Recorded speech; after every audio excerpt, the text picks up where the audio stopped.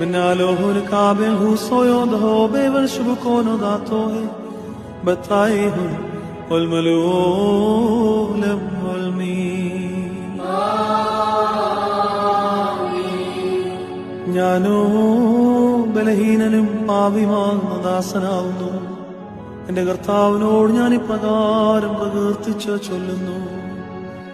കാദീശ് ആവോ കാദീശോ കാദീശ് ബ്രോ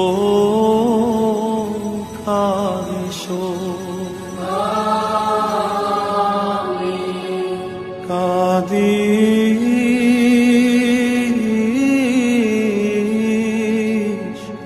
റൂഹായോ കാദീശോ ദം കാദേശ്.